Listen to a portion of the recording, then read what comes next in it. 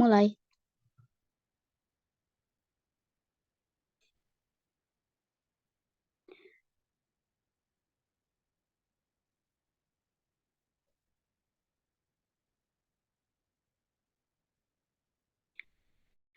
Warahmatullahi wabarakatuh. Alhamdulillah kita masih bisa berkumpul untuk melakukan sesi presentasi pada siang hari ini dalam keadaan sehat walafiat. Yang terhormat Dr. Intan selaku dosen pengampu mata kuliah ilmu penyakit dalam, dan yang saya hormati tim penyaji selaku pihak yang akan mempresentasikan materi pada siang hari ini. Perkenalkan, saya Risa Mailani dengan NPM 6121091 selaku moderator yang akan memimpin berlangsungnya sesi presentasi siang ini agar dapat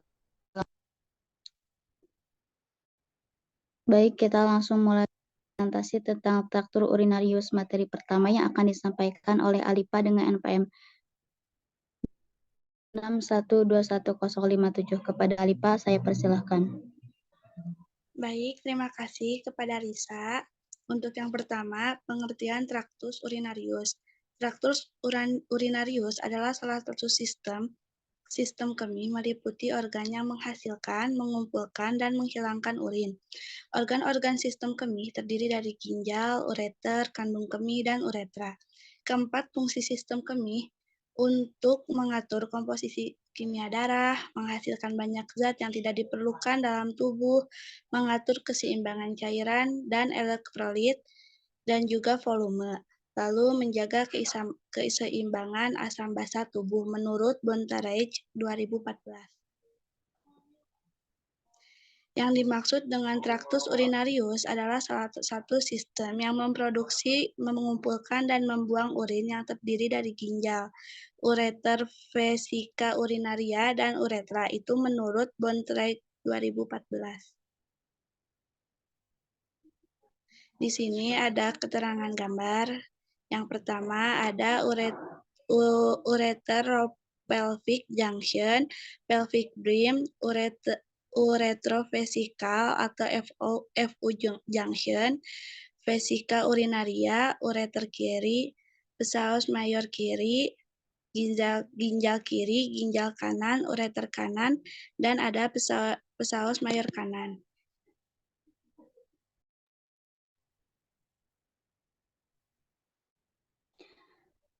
Baik, terima kasih kepada Alipa yang telah menyampaikan materinya.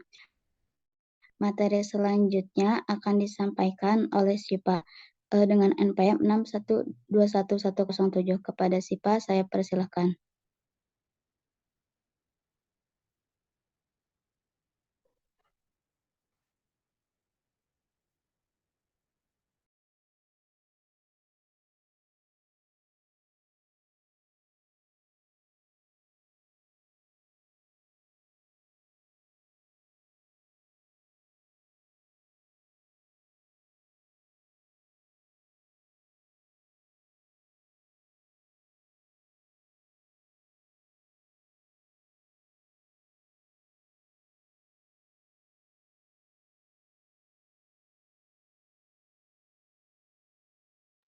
Baik, selanjutnya ada ginjal. Ginjal biasa disebut juga dengan ren Hindey, terletak di belakang rongga peritoneum dan berhubungan dengan dinding belakang dari rongga abdomen.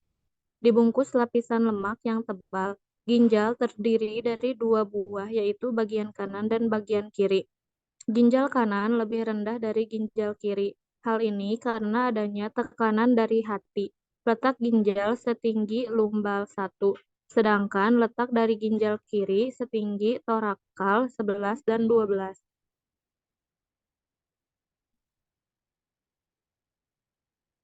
Selanjutnya, di sini ada fungsi ginjal. Yang pertama, memegang peranan penting dalam pengeluaran zat-zat toksin atau racun. Yang kedua, mempertahankan keseimbangan cairan. Yang ketiga, mempertahankan keseimbangan kadar asam dan basa cairan tubuh. Selanjutnya, mempertahankan keseimbangan garam-garam dan zat-zat lain dalam tubuh. Dan yang terakhir, mengeluarkan sisa-sisa metabolisme hasil akhir dari ureum, kreatinin, dan amoniak.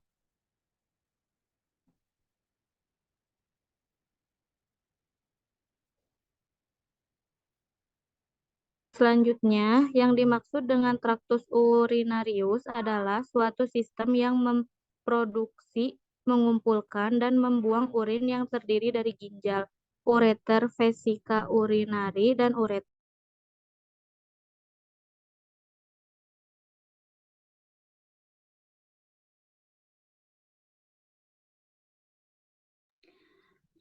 Baik, terima kasih kepada Syifa yang telah menyampaikan materinya. Materi selanjutnya akan disampaikan oleh Fatimah Herawati dengan NPM 6121107. Kepada Fatimah, saya persilahkan.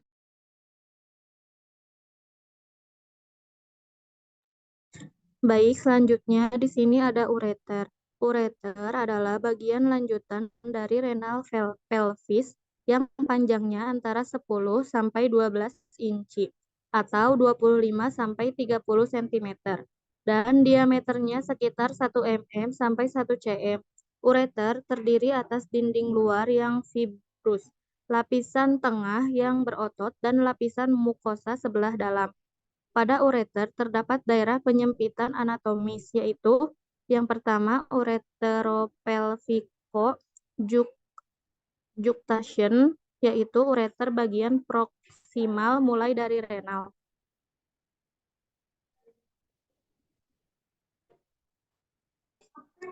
Yang kedua ada pelvis sampai bagian ureter yang mengecil. Pelvis brim yaitu persilangan antara ureter dengan pembuluh darah arteri iliaka. Selanjutnya ada vesico-uretro-junction, yaitu ujung ureter yang masuk ke dalam vesika urinaria atau kandung kemih. Ureter berfungsi untuk menyalurkan urin dari ginjal ke kandung kemih. Gerakan peristaltik mendorong urin melalui ureter yang diskresikan oleh ginjal dan disemprotkan dalam bentuk pancaran melalui ostem renalis masuk ke dalam kandung kemih.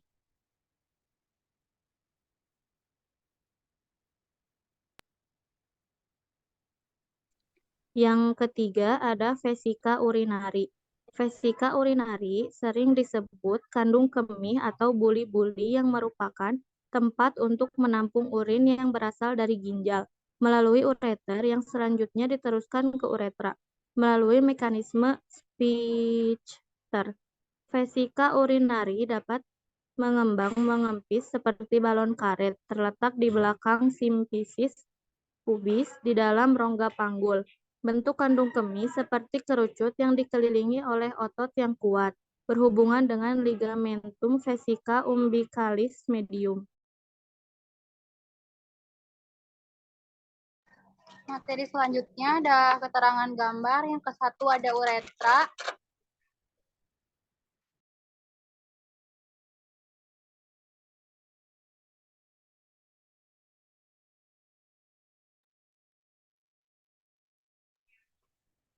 Materi selanjutnya ada keterangan gambar.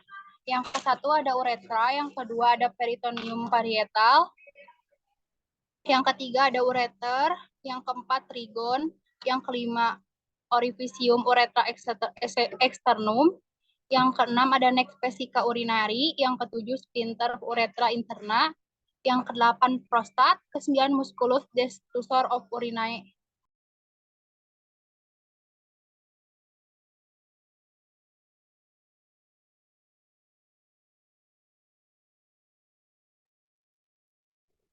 Baik, terima kasih kepada Ajeng yang telah menyampaikan materinya. Materi selanjutnya akan disampaikan oleh Ripa Laila dengan NPM 6121109. Kepada Ripa, saya Baik, terima kasih. Selanjutnya ada uretra. Uretra merupakan saluran sempit yang berpangkal pada kandung kemih yang berfungsi menyalurkan urin keluar. Panjang uretra pada pria sekitar 20 cm dan terdiri dari uretra pars prostatica, yaitu saluran yang terlebar dan lebarnya 3 cm. Uretra pars membranosa, yaitu saluran dengan panjang 2,5 paling pendek dan dangkal dengan panjang 2,5 cm di bawah simfisis pubis, dilapisi oleh jaringan sphincter uretra membranosa. dan uretra pars cavernosa saluran terpanjang dengan panjang sekitar 15 cm. Selanjutnya ada urin berasal dari hasil filtrasi darah dalam pembuluh darah di ginjal yang kemudian turun ke ureter hingga kandung kemih. Urin disimpan di kandung kemih sampai dibuang lewat uretra dalam mekanisme berkemih. Bakteri bisa masuk lewat uretra saat berkemih. Bakteri ini bisa menyebar ke atas hingga mencapai kandung kemih dan ginjal. Perempuan menjadi lebih rentan karena saluran uretra hanya memiliki panjang sekitar 4 cm atau pria mencapai 16 sampai 20 cm. Sehingga bakteri lebih mudah mencapai kandung kemih dan ginjal.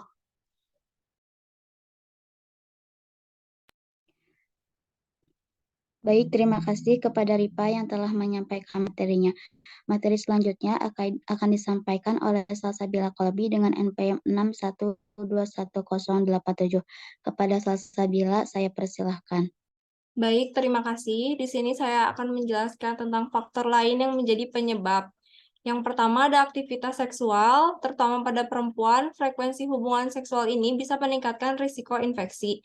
Kemudian alat kontrol kehamilan. Perempuan yang memakai alat kontrol kehamilan seperti diafragma dan spermisida lebih beresiko mengalami infeksi.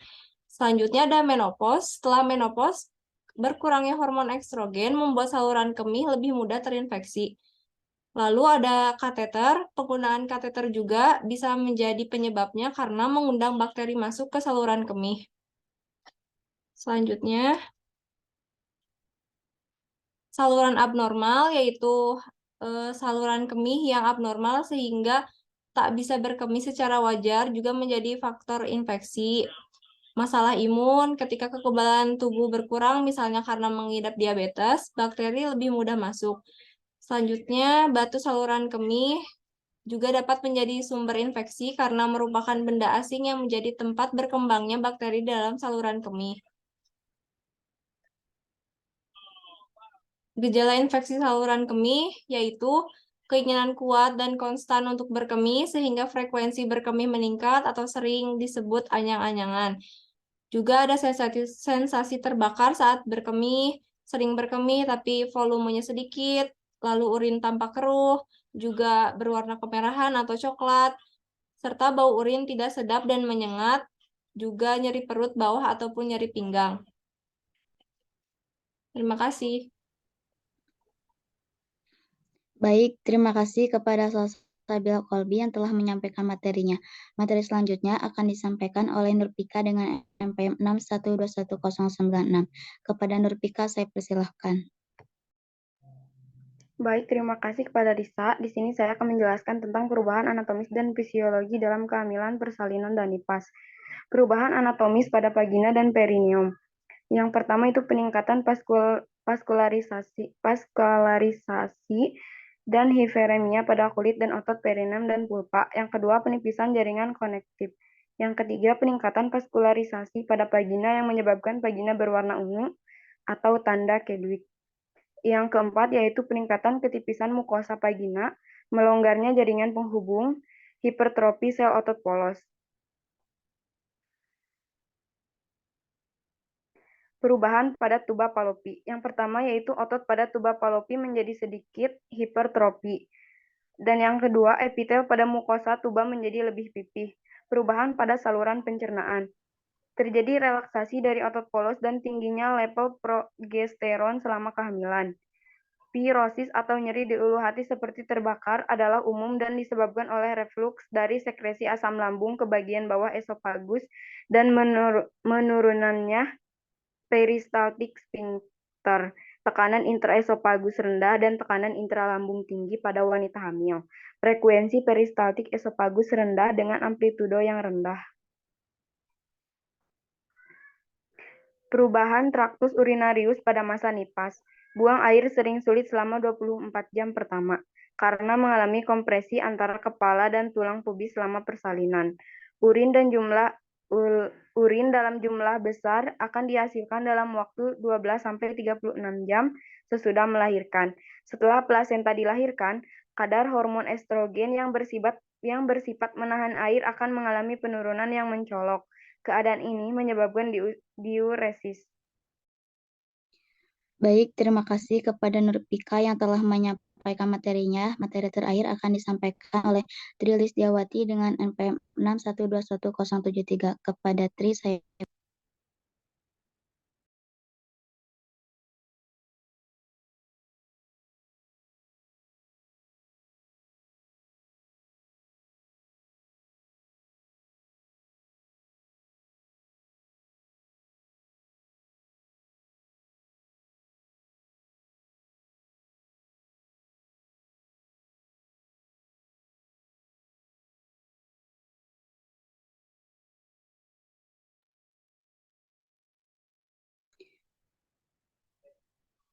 baik, selanjutnya yaitu ada perubahan hormonal pada masa kehamilan atau kadar steroid yang tinggi dapat menyebabkan peningkatan fungsi ginjal, sedangkan penurunan kadar steroid bagi wanita pasca melahirkan menyebabkan penurunan fungsi ginjal dan dapat kembali normal dalam waktu 1 bulan. Sekitar 2-8 minggu, hipotonia pada kehamilan serta dilatasi ureter dan pelvis ginjal kembali ke keadaan semula seperti sebelum hamil. Pada sebagian kecil wanita, dilatasi traktus urinarius bisa menetap selama 3 bulan.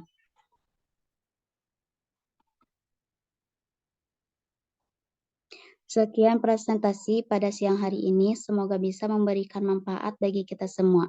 Apabila ada perkataan yang kurang dan berkenan dari saya selama menjadi moderator, saya mohon maaf. Terima kasih. Wassalamualaikum warahmatullahi wabarakatuh.